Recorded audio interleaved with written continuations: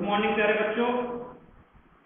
आज हम लोग क्लास 5th के पर्यावरण सब्जेक्ट का 9वां पाठ, जिसका नाम है कमर सीधी ऊपर चढ़ो। क्या पाठ का नाम है आपके? कमर सीधी ऊपर चढ़ो।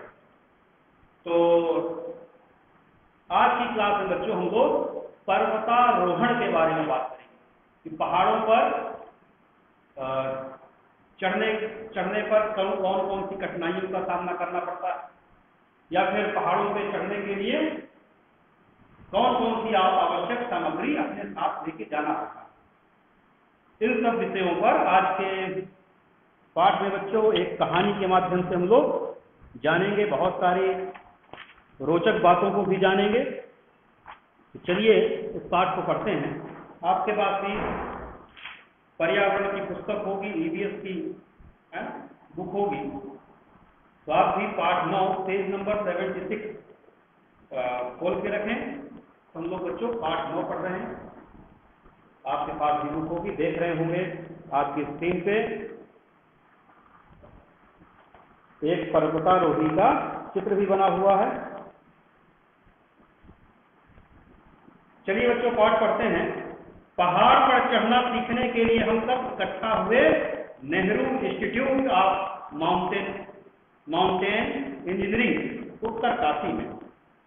बड़ी एक जो लोग इकट्ठा हुए थे, उनकी जो ग्रुप लीडर थी, वो अपनी डायरी से अपने साथ बीती हुई घटनाओं को आपके पाठ में बता रहे हैं। तो सब बच्चे कहाँ इकट्ठा हुए थे? तो नेहरू इंस्टीट्यूट में इकट्ठा हुए थे। क्या सीखने के लिए? पर्वतारोहण सीखने के लिए। कैंप में केंद्रीय विद्यालयों से आई करीब 20 टीचर भी थी। इनमें से एक मैं भी। बाकी कुछ महिलाएं बैंक से या फिर दूसरी संस्थाओं से थी। आज कैंप का दूसरा दिन था। सुबह जैसे ही बिस्तर से नीचे पैर रखे तो मेरे पैरों में दर्द के मारे एक चीख सी निकल गई मेरे मुंह से। पैरों के दर्द के मारे मुख से एक चीख सी निकली। एक ही दिन में पहाड़ी सकरे ऊबड़ खाबड़ रास्तों पर 26 किलोमीटर चलना, वह भी कमर पर सामान से भरा हुआ पिट्ठू बैग लेकर पहाड़ पर चढ़। बाप रे बाप! कल का वह दिन!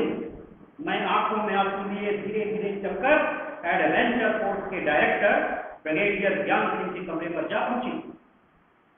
और वहां जाकर मैं मन ही मन सोच रही थी कि मुझे उनसे क्या क्या बातें करनी है। ब्रिगेडियर साहब से, ज्ञान सिंह से मुझे कौन कौन सी बातें करनी है, जिससे ट्रैकिंग पर ना जाना पड़े। तभी पीछे से उनकी भारी सी आवाज आई, मैडम नाश्ते के समय आप यहाँ कहाँ टहल रही हैं? वरना जल्दी करें, वरना भूखे ही ट्रैकिंग पर जाना पड़ेगा। सर, ऐसे आगे के शब्द मेरे मुंह से इससे ज्यादा कुछ निकल ही नहीं पाए थे। पैर में छाले पड़ गए थे, चलना कठिन हो रहा था। यही कहना चाहती है ना? ब्रिगेडियर साहब ने कहा, जी जी जी सर, ये कोई नई बात नहीं। ब्रिगेडियर साहब ने कहा, जल्दी से तैयार हो जाओ। मैं मुंह लटकाए चल दी। अभी मुड़ी ही नहीं थी कि उनकी दोबारा से आवाज आई। ब्रिगेडियर साहब दोबारा बोले, सुनिए मैडम, आप ग्रुप नंबर 7 की लीडर रहेंगी। किसी भी सदस्य को पहाड़ पर चढ़ने में कोई भी परेशानी हो, उनकी मदद करना भी आपका ही काम हो। पहाड़ों पर लीडर की क्या क्या जिम्मेदारियां होती हैं, यह सबको पहले ही बताया जा चुका है। तो देखिए, यह ब्रिगेडियर साहब आपको भी दिखाई दे रहे होंगे। जिन बच्चों के पास बुक ना हो तो देख सकते हैं यहाँ। ब्रिगेडियर साहब का क्या नाम? ज्ञान। चलिए बताओ, ठीक, क्या बताना है आपको? क्या तुमने कभी पहाड़ देखे हैं? पहाड़ों पर चढ़े हो? कब और कहां? अपने दोस्तों से भी आपको ऐसी चर्चाएं करनी है पहाड़ों से संबंधित कि आपने और आपके साथियों ने कहां कहां पहाड़ देखे, और आप लोगों ने भी कभी क्या पहाड़ चढ़ा है, किसके साथ चढ़ा है, कब चढ़ा है, कौन से पहाड़ चढ़ा है, ऐसी बातें आपको भी अपने दोस्तों के साथ करनी है। तुम एक ही बार में पैदल कितनी दूर चल सके, पहाड़ में कितनी दूर तक तुम पैदल एक बार में चढ़ सके, फिर आपने रेस्ट किया, फिर दोबारा चढ़ा। कल्पना करो, क्या कल्पना करना है, पहाड़ों पर चढ़ने के रास्ते कैसे कैसे होते होंगे। आपको अपनी कॉपी में चित्र भी बनाना है। तो पहाड़ों के जो ऊबड़ खाबड़ रास्ते हैं उनका एक आप अपनी कॉपी में चित्र भी बनाएं। चलिए आगे देखते हैं। ग्रुप लीडर के बारे में कुछ बातें बताई गई हैं। तो बच्चों, जिस प्रकार आपके कक्षा में कक्षा नायक है ना, क्लास का मॉनिटर होता है, उसी प्रकार यहाँ पर्वतारोहण में भी कुछ बहुत सारी टीमें बनी हुई थी और उन ग्रुप के लीडर कुछ लोगों को बना दिया गया है ना। बिना लीडर के कहाँ काम होता है, बिना नेता के, बिना लीडर के देश कहाँ चलेगा, है ना, और बिना मॉनिटर के क्लास कहाँ चलने वाली। इसी प्रकार से जो एक ग्रुप बनाए गए थे पर्वतारोहण के लिए, वो भी कहाँ चलने वाले हैं। तो वहां भी एक बहुत सारे ग्रुप बना दिए गए थे। जो ये मैडम हैं, इनको ग्रुप नंबर 7 की जिम्मेदारी ज्ञान सिंह ब्रिगेडियर ने दी। तो एक बड़ी जिम्मेदारी होती है ग्रुप लीडर की बच्चों। तो यदि कोई पर्वतारोहण के समय यदि कोई बीमार होता है तो उसकी भी देखभाल उन्हें करनी है, या किसी प्रकार की परेशानी है तो वो ग्रुप लीडर की ही जिम्मेदारी होती है कि उसकी वो सुरक्षा, अपने टीम के सदस्यों की सुरक्षा का ध्यान रखे, उनको जो भी परेशानी है उसको सुने और उनका समाधान करे, या फिर अपने जो सीनियर है उनसे बताए। इसी प्रकार बच्चों, क्लास का मॉनिटर भी बहुत सारी जिम्मेदारियों का निर्वहन करता है। क्लास को जब शिक्षक क्लास में नहीं आए, पीरियड चेंज हुआ, उस दौरान जब शिक्षक क्लास में नहीं आते हैं तो बच्चों को शांत रखना, क्लास के अपने साथियों को शांत रखना, साथ ही कक्षा से बाहर जाते समय या कक्षा में आते हुए अपने सभी कक्षा के बच्चों को लाइन से लाना, लाइन से ले जाना। यदि कभी वो बीमार पड़ जाएं और अपनी समस्या टीचर से न बता पाएं, अपने दोस्त से बताएं, तो उसकी समस्या को भी सुनकर और अपने टीचर तक पहुंचाना। इसकी तबीयत खराब है, स्वास्थ्य खराब है, या किसी प्रकार की दिक्कत। कक्षा में कभी कभी ऐसा हो जाता है कि 4 चैप्टर भी उपलब्ध नहीं हो पाते या पूर्ववत जांच नहीं होती है, तो वो सब मॉनिटर की जिम्मेदारी रहती है कि वो इसकी भी व्यवस्था करके लाता है। इस तरह बहुत सारे काम कक्षा का मॉनिटर करता है। उसी प्रकार से जो पर्वतारोहण के लिए जो ग्रुप बनाए हुए हैं, जो बनाए गए हैं, वहाँ भी जो लीडर की भी बहुत सारी जिम्मेदारी होती है कि सभी सदस्यों को आगे साथ लेकर चले, कोई पीछे न छूट जाए। इसके अलावा कोई बीमार है, किसी को परेशानी है, लीडर उसकी सारी समस्याओं का समाधान करता है।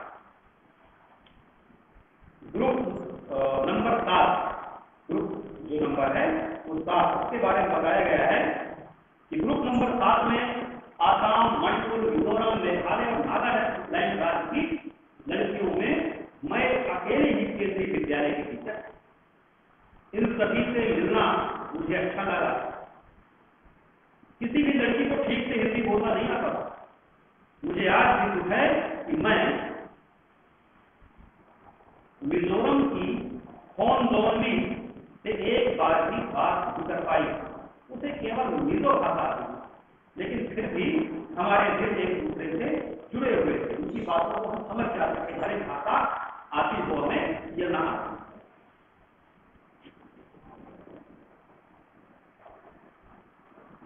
कुछ बच्चे अभी अभी जुड़ रहे हैं क्लास में।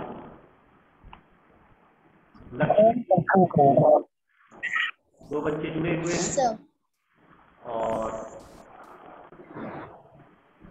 इन्होंने अपने वीडियो बंद कर रखे हैं। ठीक है, कोई बात नहीं। चलिए, 2 बच्चे अभी जुड़ पाए। ओके, चलिए बच्चों आगे बढ़ते हैं। तो ग्रुप नंबर 7 की बात हम लोग कर रहे थे कि वहां पर अलग अलग प्रदेश की लड़कियों का ग्रुप बनाया गया था और जिन्हें ठीक से हिंदी बोलना भी नहीं आता, लेकिन वो एक दूसरे की जरूरतों को भलीभांति समझ सकते थे। जब नदी पार की,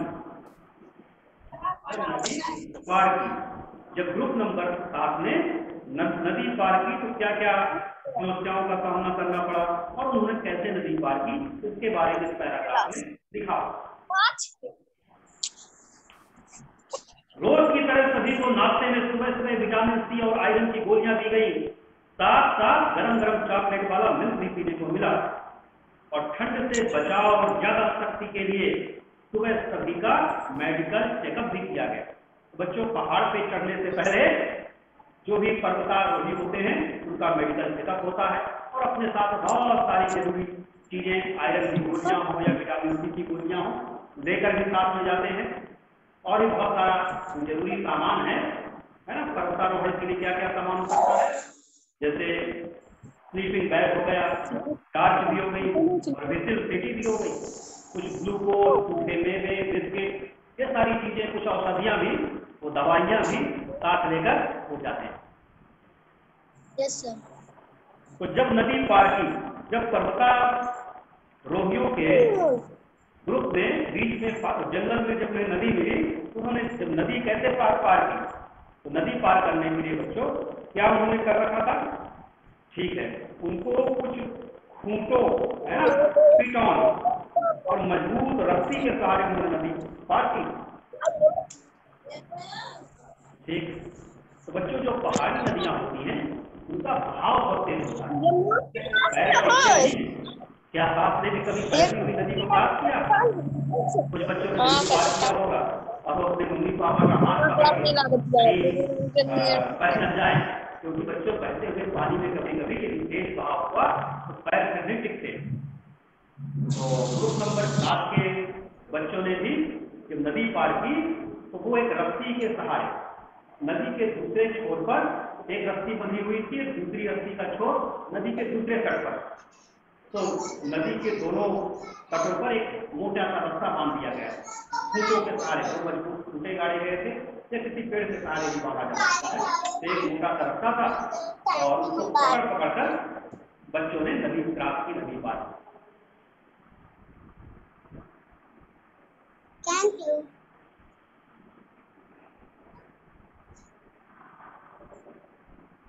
चलिए देखते हैं क्या लिखा हुआ इस पैराग्राफ में, नदी उन्होंने कैसे पार की। हमारे प्रशिक्षक ने कमर पर रस्सी बांधी, इसमें एक स्प्रिंग यानी हुकनुमा एक लोहे का टुकड़ा था डाला और उस स्प्रिंग को नदी पर बंधे मोटे रस्ते में डाला। बर्फीले पानी में छप छप छप छप करते हुए वे नदी पार चले गए। उस तेज बहाव वाले पानी में उतरने को कोई जल्दी तैयार नहीं था। सबसे पहले टीचर ने, प्रशिक्षक सबसे पहले नदी पे उतरे, बाकी लोग शुरू में नदी में उतरने को कोई तैयार नहीं। सभी एक दूसरे को पहले जाने के लिए कह रहे थे। मैं भी लाइन में सबसे पीछे खड़ी हुई नजर आ रही थी। तभी प्रशिक्षक ने, हमारे टीचर ने हुक और रस्सी लेकर मेरे पास आ पूछा। मैं आई भी मुसीबत को समझ चुकी थी, बचाव का कोई रास्ता नहीं था। मैं नदी में उतरने को तैयार हो गई पर साहस भी जुटा पा रही थी। सर मेरे मन के हालात को समझ रहे थे, तो जोर से बोले, हाँ संगीता मैडम चलिए आगे बढ़िए। इसके साथ ही किसी ने हल्के से मुझे, मेरे दोस्त ने पानी में धक्का भी दे दिया, है ना। तो आपको ऐसा मजाक नहीं करना है बच्चों, पानी में किसी को धक्का नहीं देना है। लेकिन यहाँ पर सारे लोग थे और उनके टीचर भी थे, तो मजाक में ग्रुप लीडर को उन्होंने पानी में धक्का भी दिया। चलिए आगे बढ़ते हैं। लगा पैर सुन्न हो गए हो, इतना ठंडा पानी, पहाड़ों का पानी इतना ठंडा था मानो पैर सुन्न हो गए।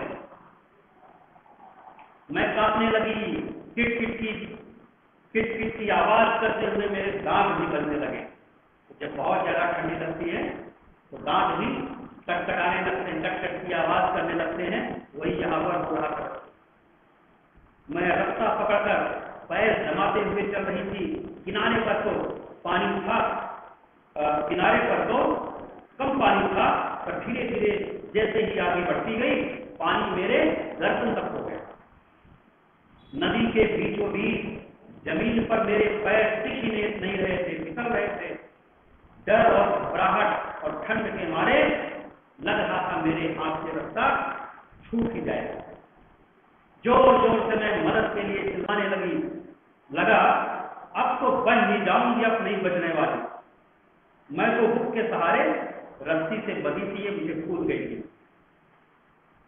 रास्ता पकड़ो पकड़ो पकड़ो की आवाज मुझे दूर से सुनाई दे रही थी। मेरे साथी दूर से चिल्ला रहे थे, रास्ता पकड़ो पकड़ो, रास्ते को नहीं छोड़ना है।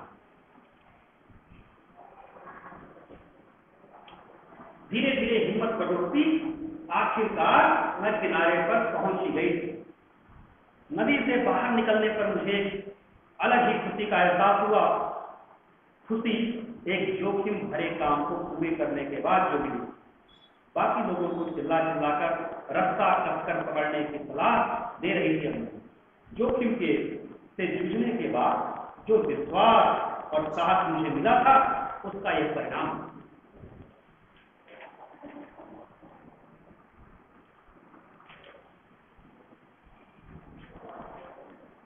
रॉक क्लाइंबिंग, अच्छा ठीक है। आगे बच्चों चर्चा की गई है चट्टानों पर कैसे चढ़ना है। चट्टानों पर चढ़ने की बात भी आगे बताई गई। देखते हैं, पढ़ते हैं इसको भी, इस पैराग्राफ को भी। 15 किलोमीटर चढ़कर हमें टेकला गांव पहुंचना।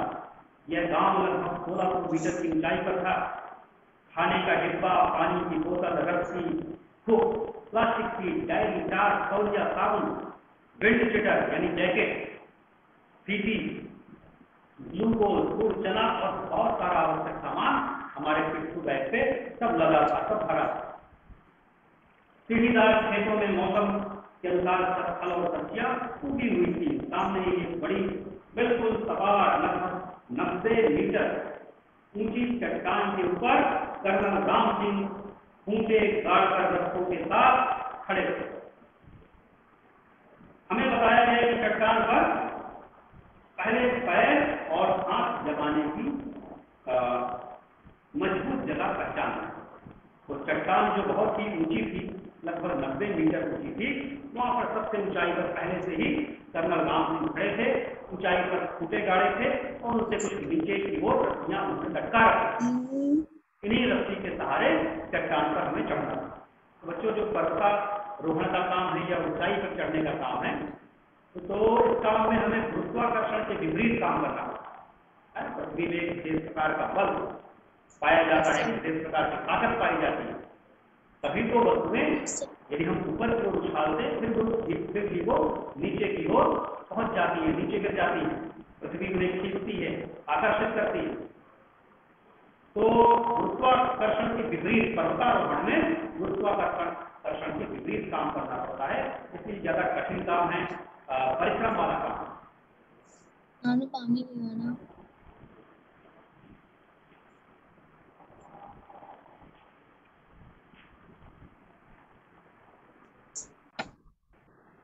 आज मेरा मन पीछे हटने को न था।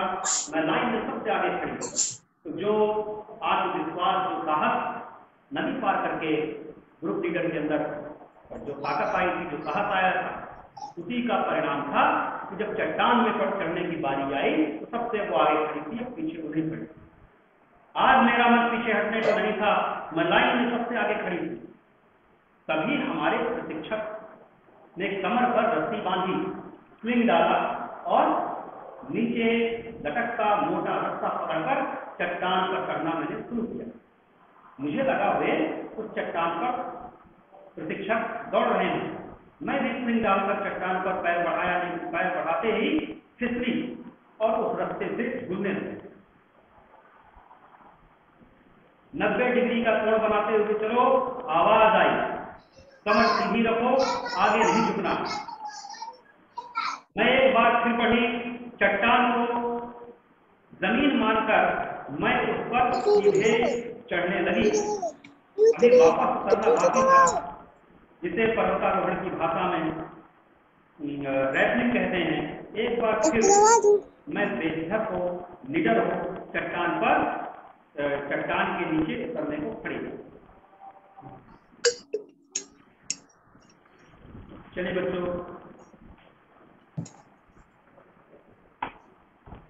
अब हम लोग पेज नंबर 81 बच्चों पहुंच चुके हैं। थोड़ा सा पाठ और बचा हुआ है। Yes sir. और इसके बाद आपकी फिर अगली क्लास होने वाली है।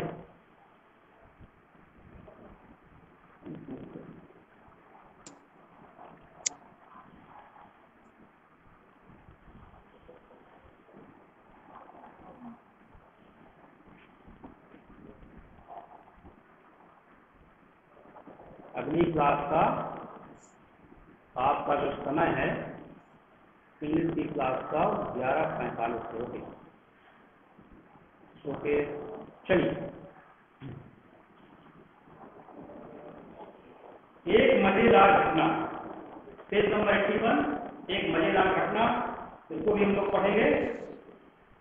शाम हो चली थी, दोनों को भूख लगी थी और हमारा खाने का सामान भी खत्म हो चुका था। मेरे देखते ही देखते हुए कटीले तारों से पार एक बगीचे में घुस गए। वहां से वह 2 बड़े बड़े पहाड़ी चीरे तोड़कर लाई। तभी पीछे से पहाड़ी महिला ने उसका बैग पकड़ लिया।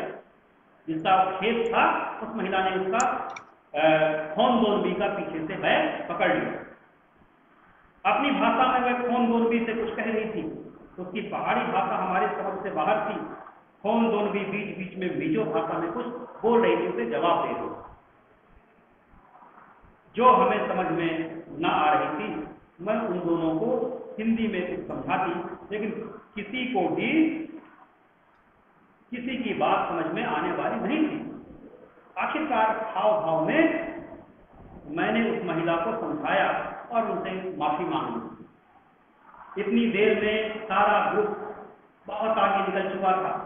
जब हम दोनों उस महिला से, जिसका खेत था जहां से खीरे तोड़े थे, उनसे हम दोनों बात करने लगे।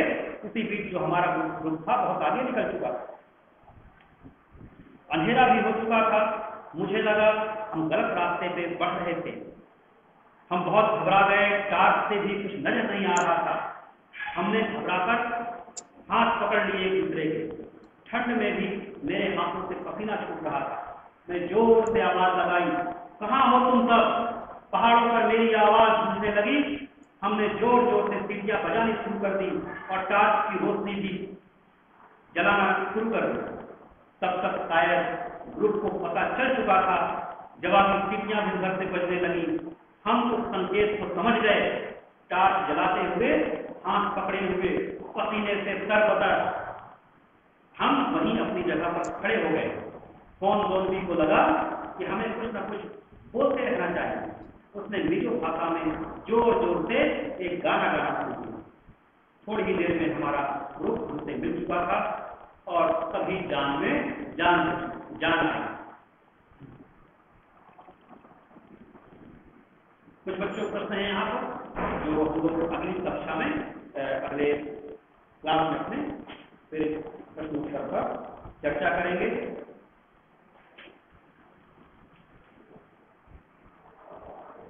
इस तरह से बच्चों आपका ये पाठ पूरा हुआ और अगले दिन जो भी चीजें और बताई गई हैं फिर उससे साथ में प्रश्न उत्तर अभ्यास कार्य के बारे में, सरकारी के बारे में अगली कक्षा में हम लोग चर्चा करेंगे। आपके अगली क्लास का भी टाइम हो रहा है। तो आज के लिए इतना ही। Thank you.